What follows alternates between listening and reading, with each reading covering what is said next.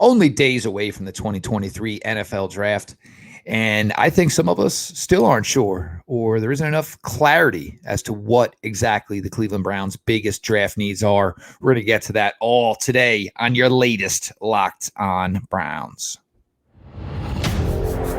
You are Locked On Browns, your daily Cleveland Browns podcast. Part of the Locked On Podcast Network. Your team every day.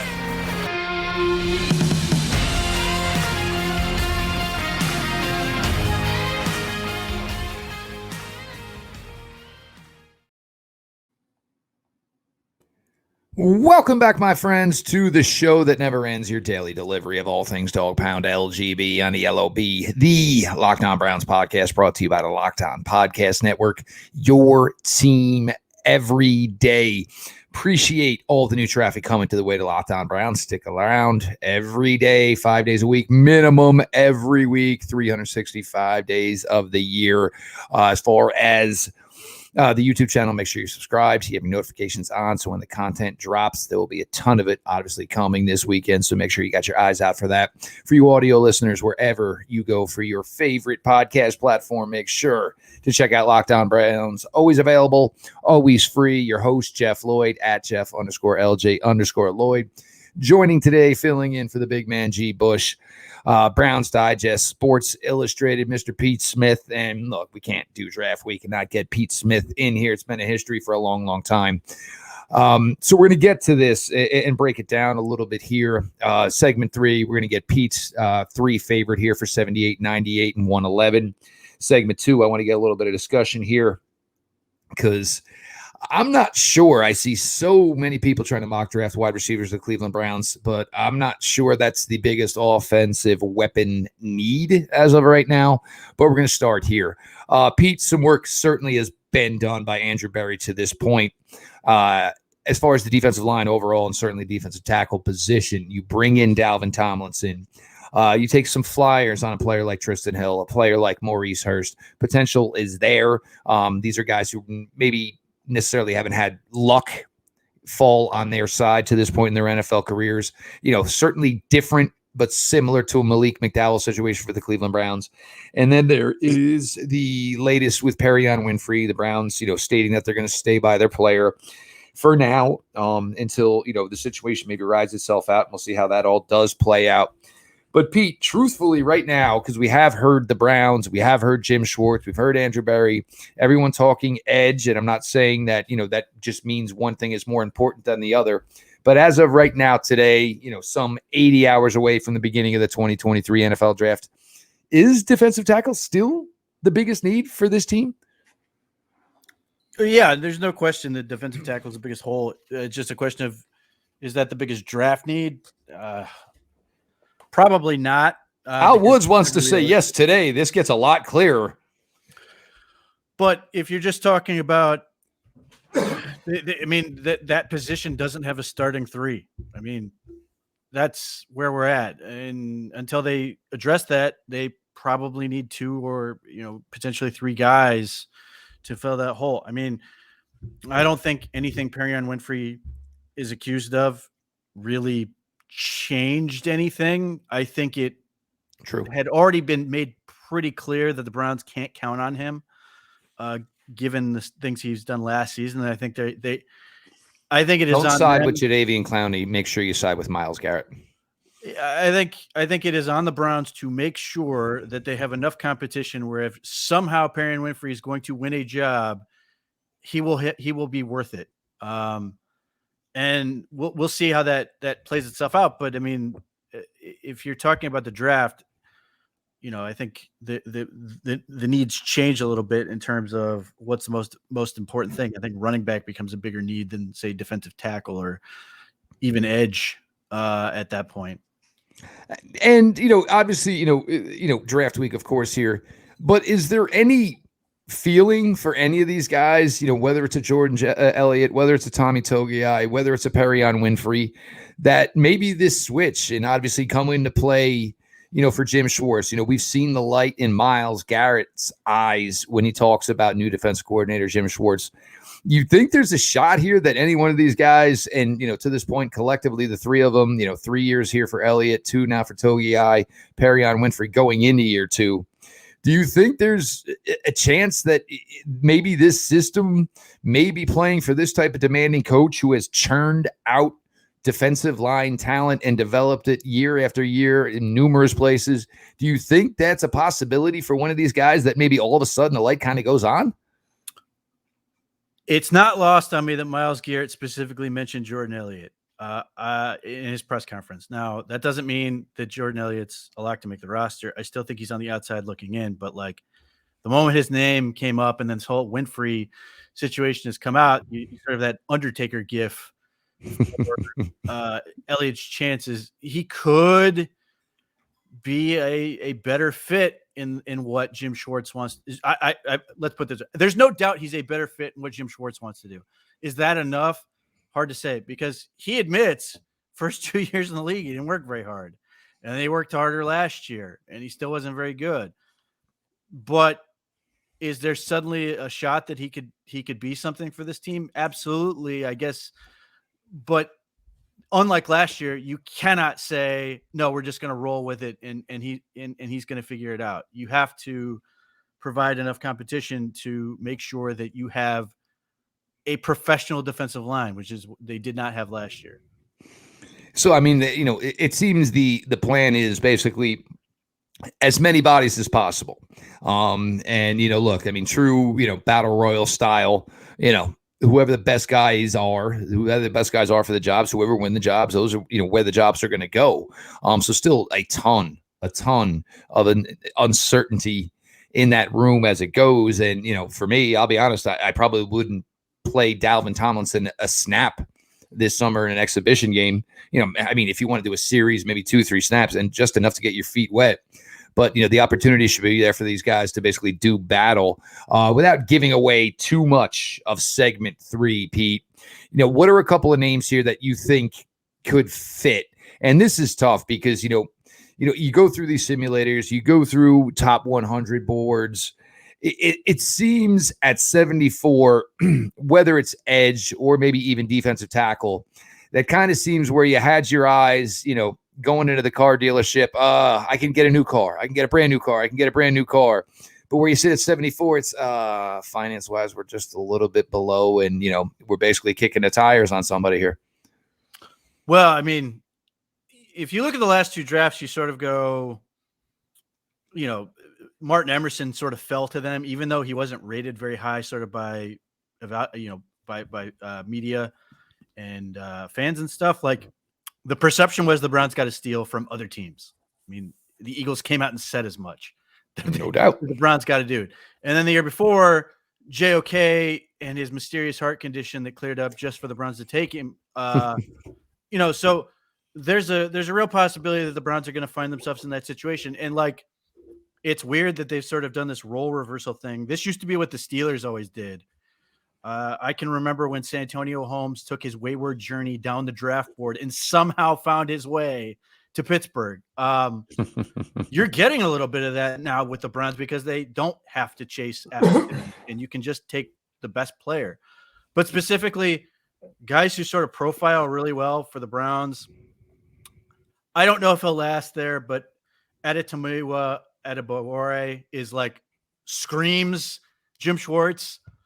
And if you're somebody like me who pays attention to Jim Coburn, he's by metrics the best defensive tackle in the draft, and one of the best ones like ever. It's hard for me to get out of my head. That how hard the Browns pursued Draymond Jones, and Adebawore has a lot of the same characteristics. But more realistically, the guy that sort of jumps out, and his profile isn't great because it didn't produce as well as you'd like, is Zacch Pickens from South Carolina. He is that true 3-technique penetrator who's a very good pass rusher. He dominated the Senior Bowl for what that's worth. And he, as dangerous as I think this can be, of the guys that you could theoretically be picking, he seems more ready to sort of jump in there and do stuff at the NFL level than some of the other guys.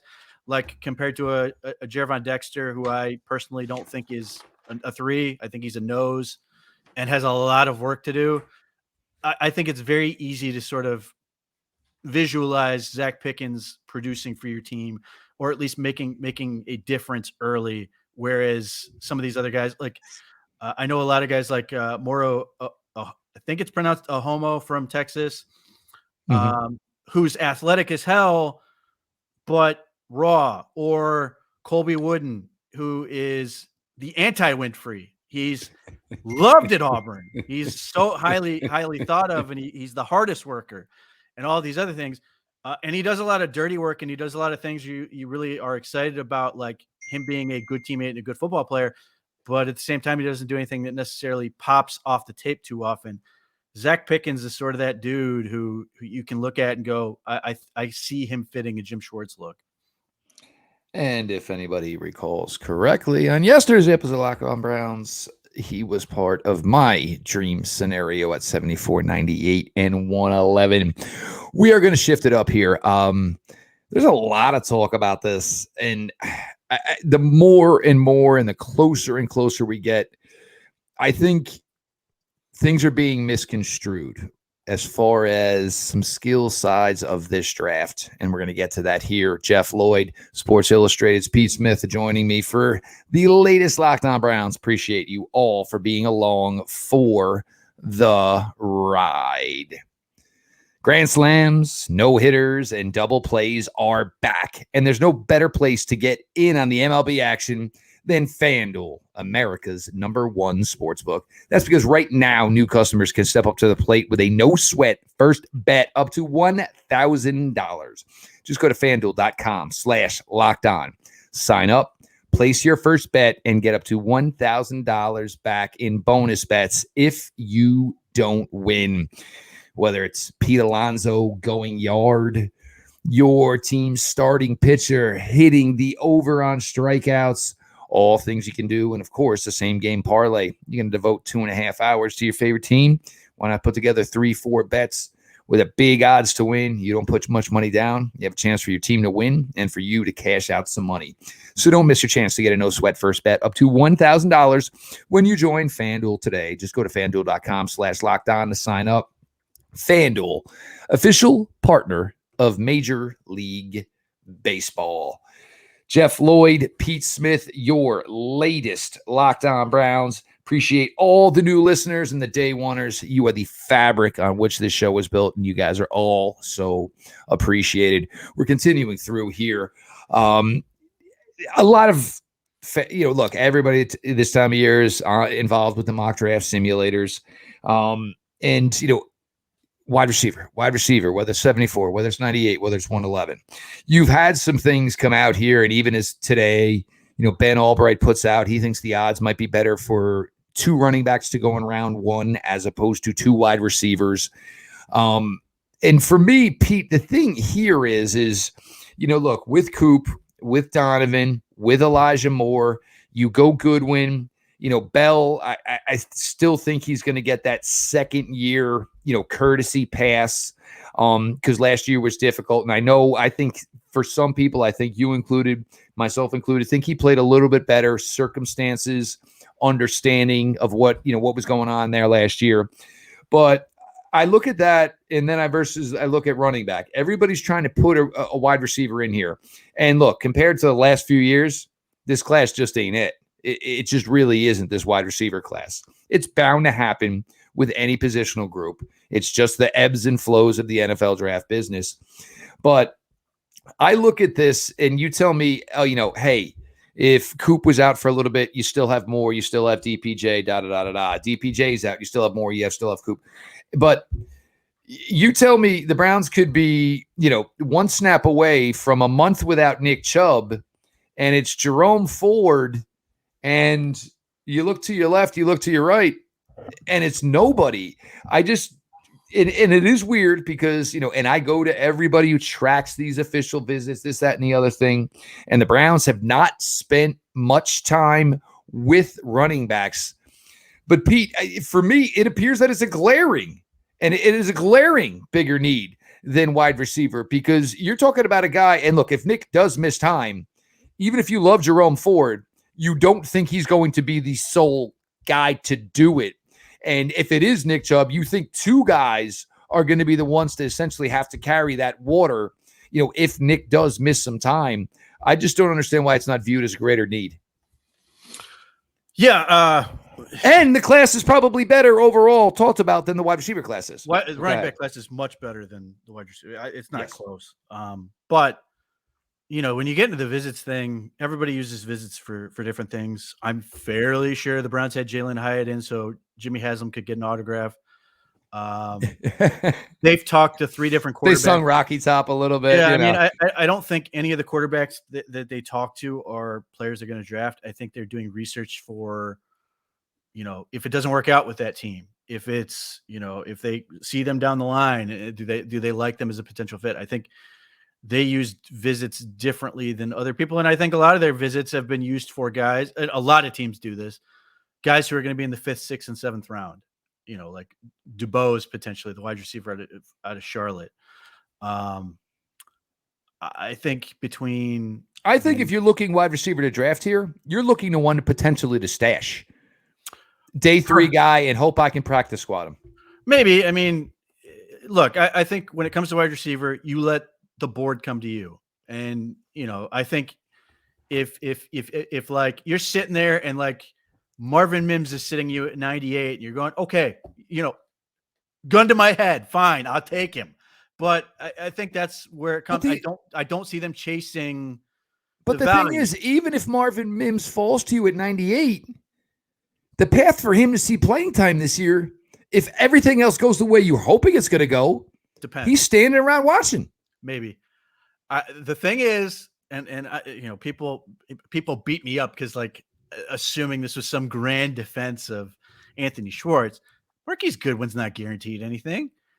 Okay, then David Bell. Well, look, I mean, I'm just saying, and the other thing is, I think he could be so 3-headed dominant at the top. Sure. Look, you never want to take Cooper, Donovan, or Elijah Moore off the field. So, sure. And are they going to play a lot of 4 and 5 wide receiver sets? Because this is a team that does not have a history of doing that. But if you like, let's say you get Mims and he impresses early, and you're like, okay, he's another field stretching guy. But but overall, I'm with you.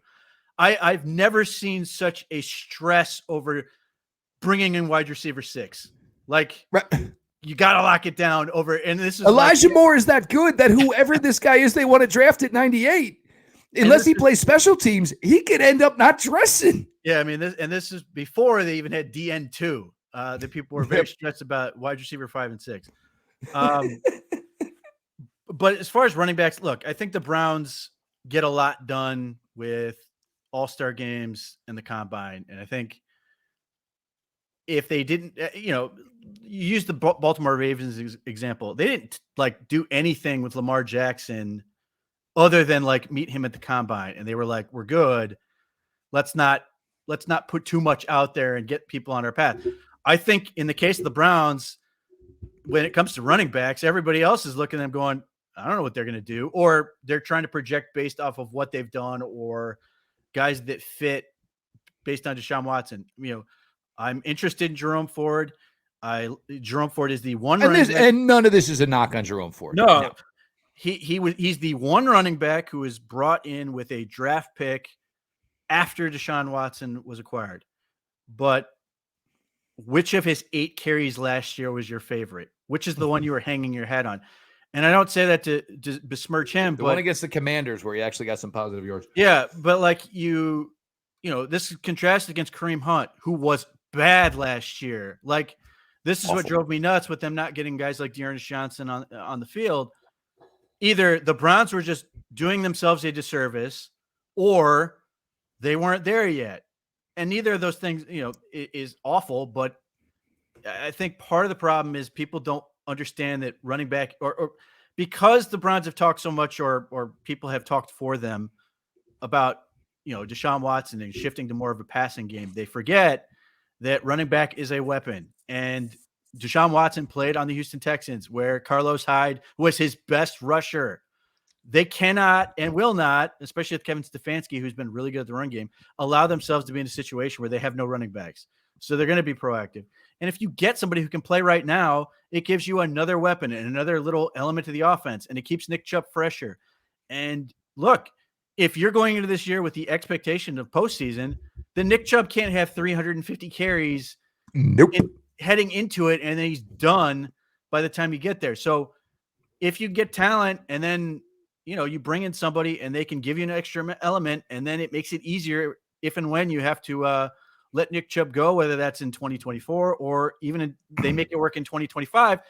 But like all you heard for so long was, well, Nick Chubb and Kareem Hunt are 2 top 5 backs. Well, there's 1 top 5 back in Kareem Hunt, but just the presence of Kareem Hunt made the thing better because Nick Chubb was so good. He's going to make the other guy better and hopefully give you an extra element that maybe fits a little bit more with Deshaun Watson than Chubb does. I mean, Chubb is great, but you can see where he's not as natural. He can catch the ball, but he's not a natural receiving weapon. Maybe they get somebody who's a little more natural at that can be a little bit more of an outlet to that can be a bigger threat in the passing game. That can make it so, if you throw them out in the flat, that they have to pull the defender out and suddenly Deshaun Watson's got more running room. All those things that create more space for you. So look, I think the Browns have I'm assuming that the Browns aren't going to make me look like an asshole on this, that they're going to take a running back and be like, the class was really good. We have a need for it, and it's going to make our offense better. And I think that's going to make people will be more excited when they see whoever it is they get than they are now at the prospect of, oh, it's just another running back. That makes a good point. It does make a good point. And the other thing is, I think with the running back, look, it's real easy to, make calls to a college football program and say, hey, between me and you, look, does this kid do everything you ask him to, we're to the point now where college coaches really ain't going to lie. You know what I'm saying? Because most of this running back wise is going to come down to the tape. You're going to find a kid who plays in a system similar to what you run. And he said, wow, this is great. And look at this extra effort. He's not going to have to do this thing because we're the Cleveland Browns and we have a great run blocking offensive line. One update, Sean Tucker, this is a guy I've talked about a ton. You guys know how much, I like this guy's game. Did some things today in front of scouts, 29 bench press reps. So if you want an idea, that is similar and equal to current Cleveland Browns running back Nick Chubb. I think it was a 38-inch vertical jump. No timed speed, just did drills, but we're talking about a guy that was a former 55-meter, 100, 200-meter sprint champ. And Pete, you touched on this a tad bit earlier. And again, I don't want to give anything away before we get to segment 3. But, JOK went through a similar situation during his draft cycle that Sean Tucker has gone through. So I was kind of thinking a little bit, and until you just said that about JOK, it kind of clicked back in my head. You never know if a guy is automatically off a team's board because, hey, I don't want to take the risk. I don't want to see it happen to the kid. I don't want to be around it if this all goes wrong for the young man. But JOK, all of a sudden, it wasn't an issue anymore. And maybe now for Sean Tucker, it's all of a sudden not an issue anymore. Didn't run today because he really hasn't been testing for these things in 6 weeks since he found these news out in Indy. Yeah, I mean, look, Sean Tucker, you're going to do you're going to go off the tape in terms of his speed, and you've got the technology to track it. I think most teams are going to be pretty comfortable with how fast he can run. I think ACC, those boys can run. And he's a good player. But yeah, and the thing is, like, you get in this situation, in JOK's situation, the Browns got the medical report. I guess a number of teams didn't, and you get into this weird thing where, who's got the information and who doesn't, and whose doctors feel better about the prognosis than others.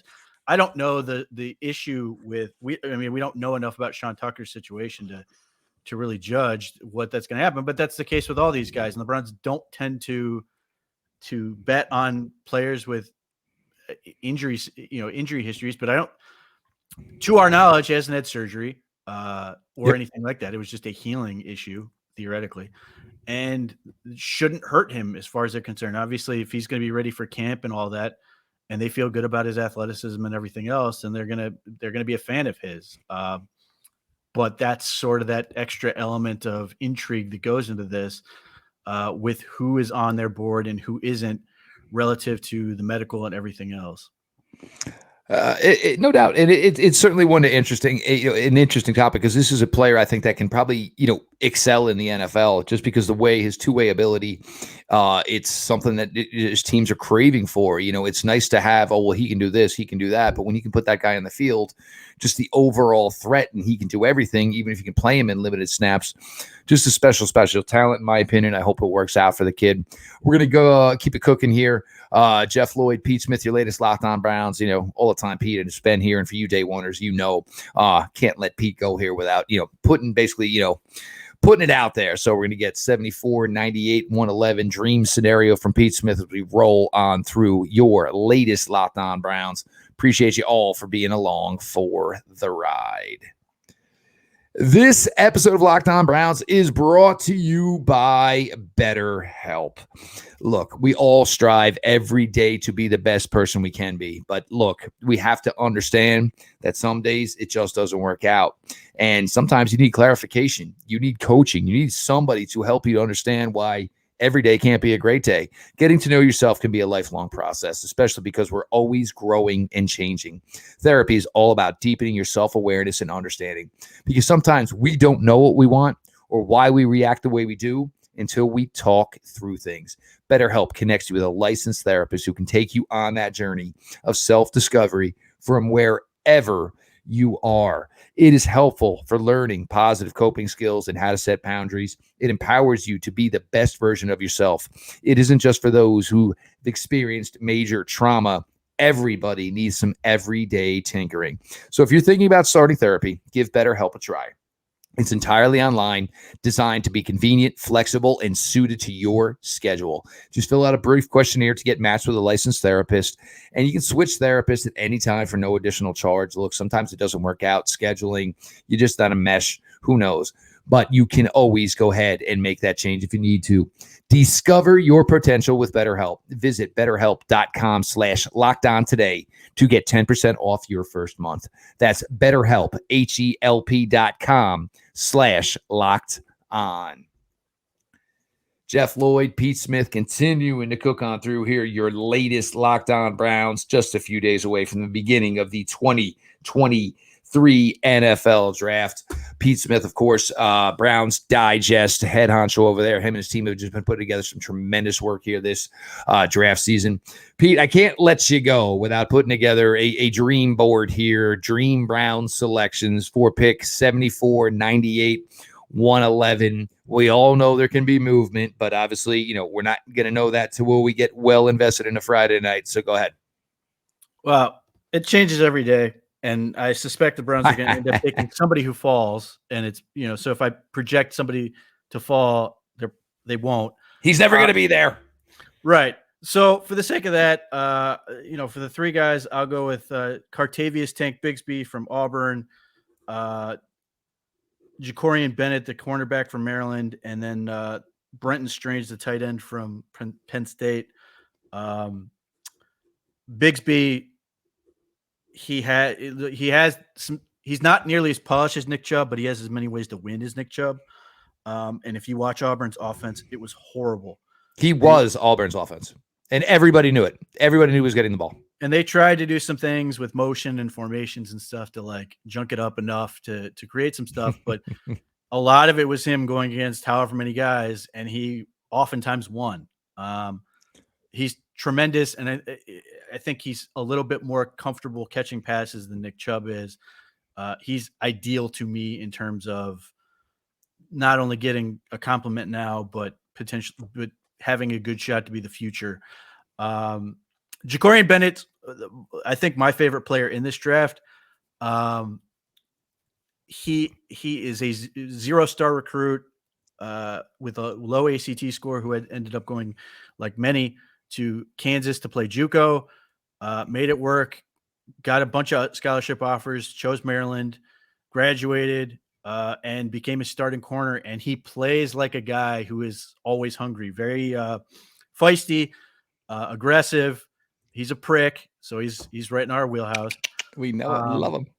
And I think he could potentially make a good move to the slot. I think he's willing to make that plays. was where I wanted to go with this, because as great as an athlete he is, and you don't necessarily have to be to go inside.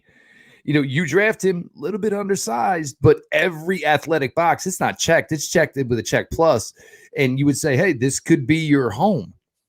Right. And look, he would still have the ability to go outside if they need him to. But look, I think it could be a good place for his home. I think he's a guy who would benefit from playing in less space. He's not afraid to come downhill and make tackles in the backfield. But he's just, he gives you everything he's got, which is I'm always a fan of. And then Brenton Strange, the guy everybody would take with their 7th round pick in the simulator until he sort of got moved up. He is, to me, he's Jordan Hicks with more upside. He does all of those things. He's an F as opposed to being an inline guy. He's really good at catching contested catches. He's fearless and will go line up as a fullback if you need to, or lead block. And then he will win with power, and he'll make guys miss with the ball in his hands. I think if you want to have, even if the Browns are going to spread it out, I don't think Kevin Stefanski is going to be like, we're done with tight ends. And I think along with David Njoku, Brenton Strange gives you a utility player that can do a whole lot of things. Whether it's simply, chipping a blitzer and then releasing into an easy catch or something. He's a guy who would thrive in the space that guys like Hicks have, guys that have played with Deshaun Watson have benefited from, but he's way better at it. I just think he's a guy who does everything well enough that he can be a fixture on your team for a long time. And this is the thing, because it's really, really hard when you say you're starting at 74 and, the trends, and who knows, will the wide receiver position, pick up more steam on the beginning of day 2? Will it go running back heavy? And there's always that corner run. And it seems like right now we're on a pretty good run of solid cornerbacks in the NFL draft. So, look, I mean, we do the best we can here. And obviously this year, a lot of it is, throwing darts as far as, trying to say who we think could end up here. But that's why we kind of do it. And we do it with what we think our best possibility is for the Browns to acquire talent. So we've gotten a defensive tackle here.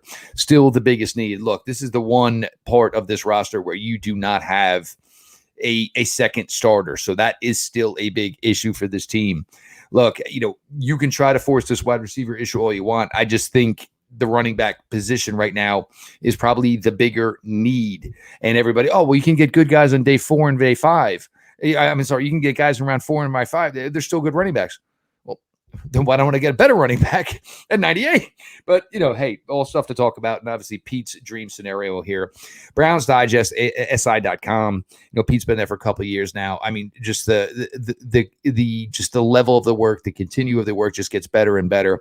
Pete's put together a great team over there, podcasts, all that stuff to check out as he just continues to do a fantastic job with it. And, always happy for my guy, proud of for all the work that he's put in. If you're not, make sure you're following @_Pete Smith_ Browns Digest, SportsIllustrated.com. Get it in your daily rotation. A lot of great stuff to read, a lot of good stuff to read day in, day out. Myself, Jeff Lloyd, @Jeff_LJ_Lloyd, the show @Locked On Browns. Follow back account, as you guys all know. Locked On Browns, the YouTube page. Make sure you subscribe, get your notifications on. Appreciate all the new traffic that's coming our way. Please stick around. 5 episodes a week minimum. 52 weeks a year. We got you covered from soup to nuts over here. And of course, audio side. Make sure wherever you go to your favorite podcast platform, we are always there, always available, always free. So for all of this, it's my favorite week of the year. It's my favorite sporting event of the year. I am definitely one of those, way back in the day, and everybody still makes the Mel Kiper jokes. There was nobody like Mel Kiper back in the day. And, granted, some have now maybe gotten to that level, but, he is kind of where it all started. All this being said, boys and girls, this has been your daily delivery of all things Dawgpound. LGB on ELOB. Let's go Browns.